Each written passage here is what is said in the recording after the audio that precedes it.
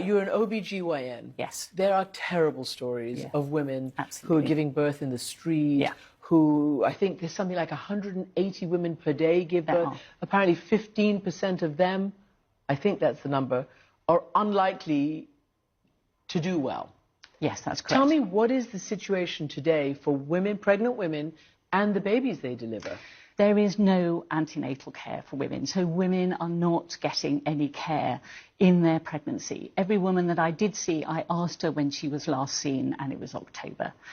They're not getting anemia is a real problem in Gaza anyway. It's about 50% of people are anemic, even in non-war times. They'd had no supplements, and the women I saw were really severely anemic. Now, if you are anemic and you bleed at the time of your birth, you may die because you haven't got the reserves. Women, there's a thing called vulnerable women, and in humanitarian crises, situations, women become especially vulnerable. And that means that they're more likely to miscarry, they're more likely to have stillbirths, they're more likely to deliver prematurely. You know, there are women, in Al-Aqsa, for example, there was a woman who'd had no antenatal care, and in fact she'd arrived the day before I arrived, and the obstetricians, you know, wanted to tell me all about this woman.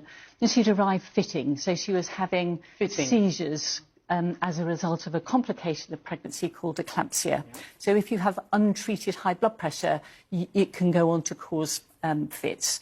And this woman arrived unconscious, having continuous seizures. She was treated. Her baby was delivered by caesarean section. It was on the neonatal unit. But that woman was then on the intensive care unit with a cerebral hemorrhage as a result of her seizures. And that's the sort of thing that's happening. And that is just one of thousands of stories. You know, many women can never even reach a hospital to give birth. And that's because they haven't got transport.